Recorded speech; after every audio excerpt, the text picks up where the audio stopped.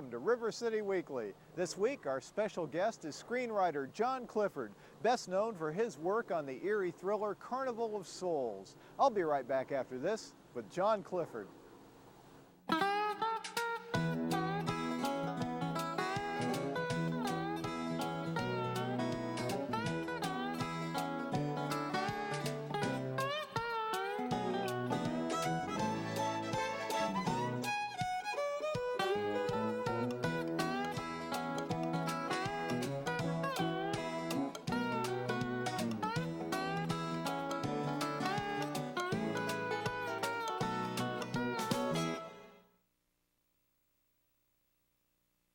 Welcome back.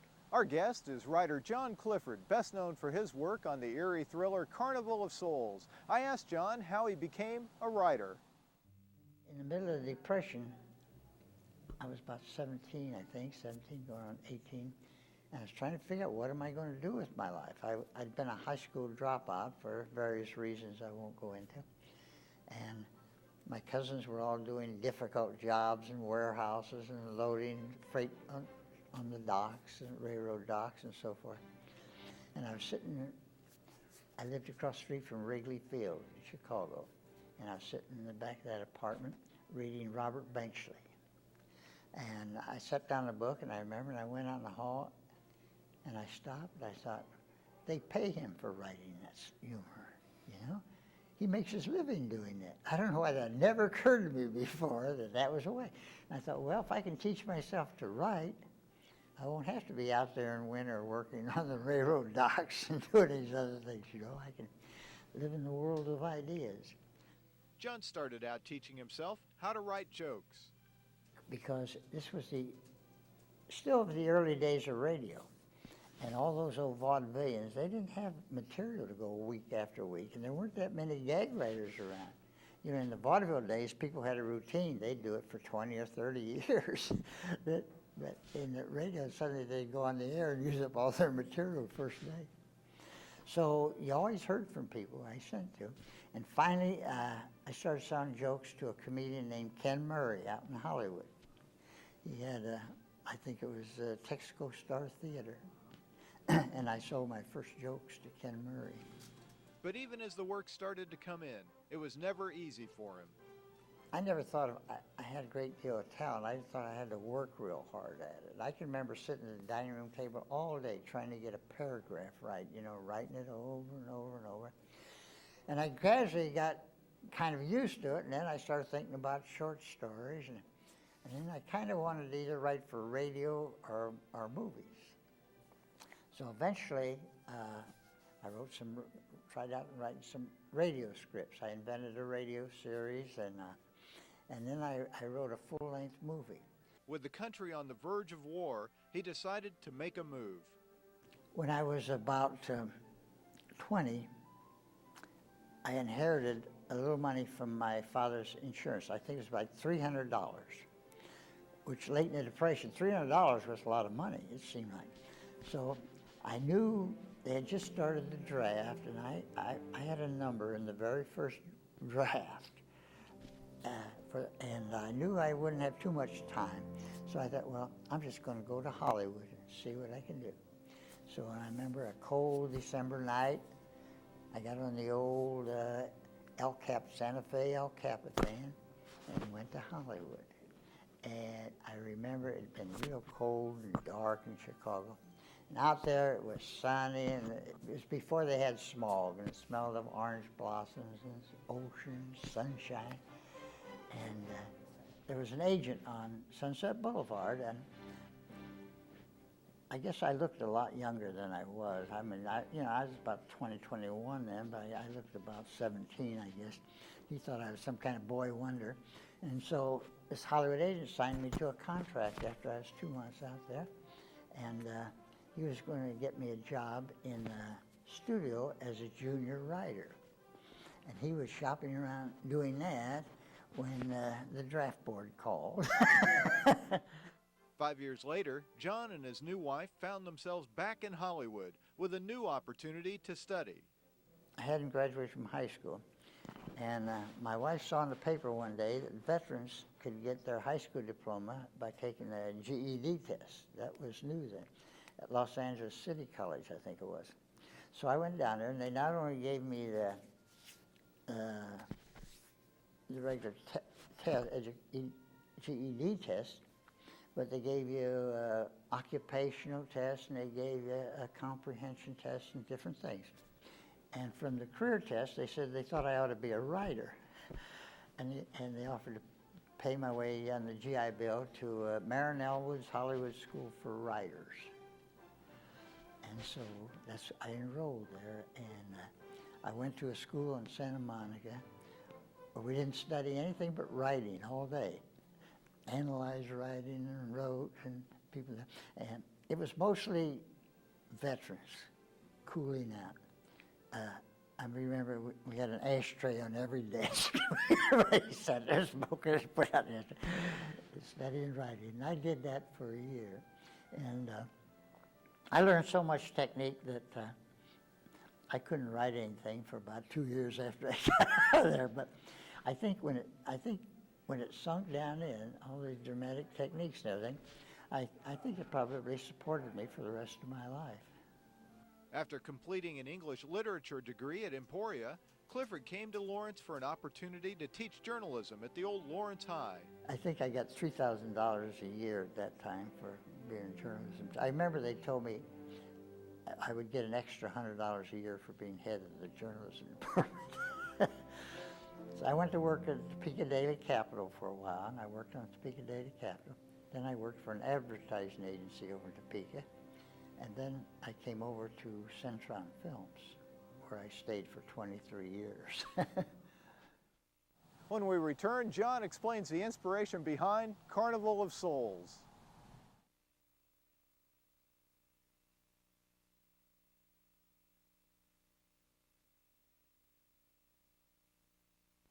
Welcome back. Our guest is Carnival of Souls screenwriter John Clifford. John told me about how the director came up with the idea for the film. Well, Herc Harvey was driving home from the West Coast, and he was in the evening at the side of Salt Lake City. He saw this strange pavilion sitting out there. Salt Lake had receded, and this thing was standing on stilts out there and had these strange buildings around it. So he drove out there and looked at it. And it was the evening, and it was a huge outdoor ballroom. And I think the biggest one, between the Mississippi and Los Angeles, it turned out that it had been abandoned for years. And he thought it was very creepy. And so when he came back, he and I had discussed feature films and different things. So he came to me and he told me about that.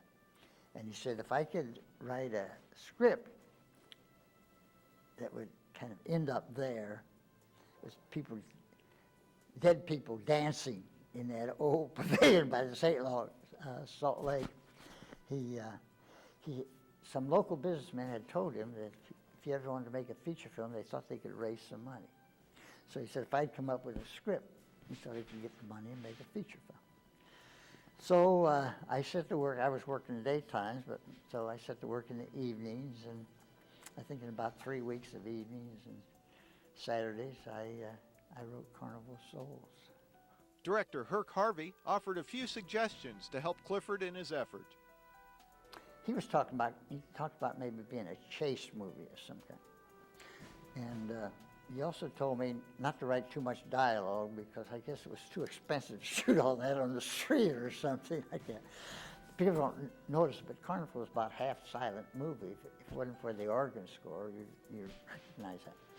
So I thought, okay, he's got that pavilion. That's a good way to save money if I could think of other places like that. And I happen to have been recently in the Reuter Organ Building. I saw that room where they assemble organs. And I thought that'd be a good place to shoot. I thought, well, the heroine could be an organist. And she could have gotten a job in a church at Salt Lake, and that's how she's going to get her to Salt Lake. And that was it. I started with that, and it was one of those experiences where it just kind of unfolded in my mind and in my mental film screen. I just watched it night after night, and wasn't that simple quite, but I just went with what would hold my attention, and what I thought would be a little gripping now and then, and I never thought of having a lot of slaughter in there, or knives. That's probably why it wasn't a bestseller the first time. I don't think I'd have done it anyway. I thought more of a psychological thriller. One thing I remember I decided as a writer was I wouldn't give this heroine any help. Usually a man comes in. If a woman's in trouble in those old films, it's always some fellow comes in and helps her solve her problem. But most of the men in Carnival are heels and slobs. And she doesn't, you ever think of this, but she doesn't really get any help. And doctors try to help her, but they don't quite understand either. She never makes contact. I saw her as somebody who isn't making contact with the world anymore. For whatever reason, I leave to your imagination. And now with script in hand, it was up to Herc Harvey and a crew of only 5 to make a movie out of it. Herc Harvey was an amazing man. He was accustomed to shooting fast and quick, and he was very organized. He was totally organized. So I don't think anybody else could have made Carnival of Souls but except Herc Harvey. It was budgeted at $30,000, but the actual cash put into the movie was $17,000. That included all the filming, $2,000 for the lead actress. I think the professional cameraman was paid, rented the 35 millimeter camera and the lab, and the whole thing to a print, including editing and all, $17,000. That's impossible, But Herc did the work of 10 men. He was the kind of man I can remember seeing him direct actors all day, and we used to have Hollywood actors here, and for 2-hour shows we used to do sales meetings for oil companies and things. He'd work all day directing these people, shoot dozens and dozens and dozens of shots, and I'd leave the evening, maybe I'd see him sweeping up the studio to make sure the section was clean for tomorrow morning. He was that kind of a fellow. And so he shot it with this crew of 5. He shot Carnival of Souls in something like 3 weeks. Half of it in Lawrence, half of it in Salt Lake City. And they traveled out there. I think they had just a couple of cars, one of which they used to shoot scenes in along the way, and the New York actors packed in along with the crew.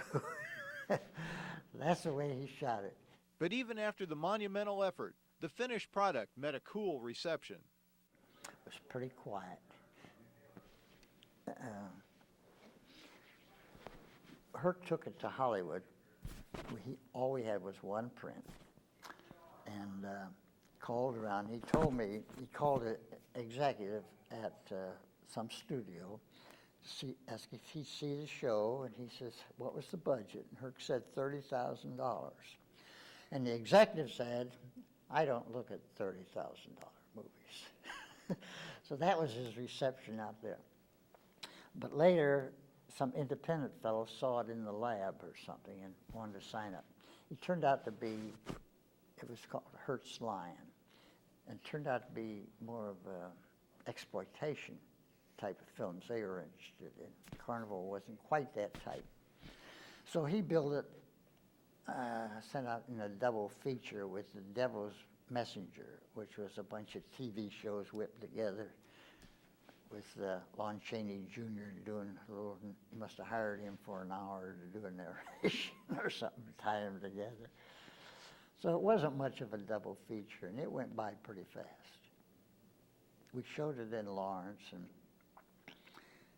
young people and kids liked it a lot. I think the adults in Lawrence weren't very impressed. I think I think if we were local people, I've said this before, but I think if we had made a fourth grade Hollywood type film, they'd say, oh yeah, they know what they're doing. But we did something a little different, it baffles people a little bit. And so they don't give you credit for maybe being that original. But almost 30 years later, it was a much different story. Somebody had bought the TV rights for 16 years.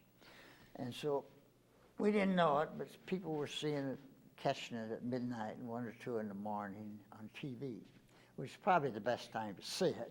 They weren't expecting much, and they liked it. And it was building up a little following. And sometime in the late 80s, I remember, this book came out, 50 Great Films of the 60s and 70s. And Carnival of Souls was featured. It had, it was one of the 50 greats, according to this fellow. He told me that his son insisted they put that one in because that was his favorite movie. And then Texas Film Festival ran it, and it garnered a lot of attention there. And we were contacted then by a distributor that wanted to distribute again. And amazing thing was, it brought it out a second time, about almost 30 years after it was made, and it played theaters all over the country and was reviewed, in the New Yorker and Village Voice and all the magazines. And one of the New York papers said, I remember nothing less than the best genre film of 1989. So it was just rediscovered. We'll have more with John Clifford when we return.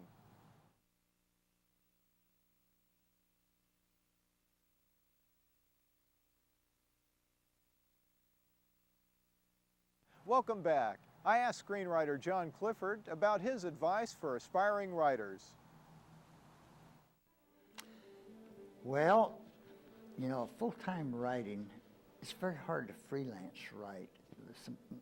Few people succeed at it, but it's very hard to do it freelance. It depends upon your personality. Writing can be a real lonely job, It's like being confined to solitary. You sit at home at your desk writing all day. That aspect of it never appealed to me. That's why I thought I was very lucky to get a job at Centron, because for one thing, usually I'm writing a screenplay, and downstairs in the studio or out around the country sometime, they're shooting the last film I wrote, and probably the one before that is in editing. So people are always running in, consulting with you, and you're always down there talking with people, and so it took the loneliness out of the writer's life. And I like being part of the group and working at Centron. Well, I think it's greatly exaggerated. One of the things I did, I made a serious study of ideation because I realized people are giving me all these films to write, subjects, very poor film subjects sometimes. And I didn't want to always leave it to chance. I wanted to understand. So I kept track of when I solved a problem, how I did it or how I got the idea. Plus, I read people like Edward de Bono, who wrote Lateral Thinking and things like that. And I really studied ideation. One time I wrote a film called How to Get Ideas, as a matter of fact. But what I finally concluded is everybody gets ideas. People, all of us, everybody gets ideas all the time. The trick is to get the idea at the moment in time you need it on a particular subject. But we all solve little problems. We all get an idea of what we're going to do for the children today, or what we're going to do this. It's the same thing. A writer is just use it in a more controlled way, I think, and in more directed. And everybody lives in their imagination, so that's not exclusive. So to me, it's hard work. I don't think for me, writing is not an art, it's a craft. And I'm more concerned about craftsmanship and and how it shaped up.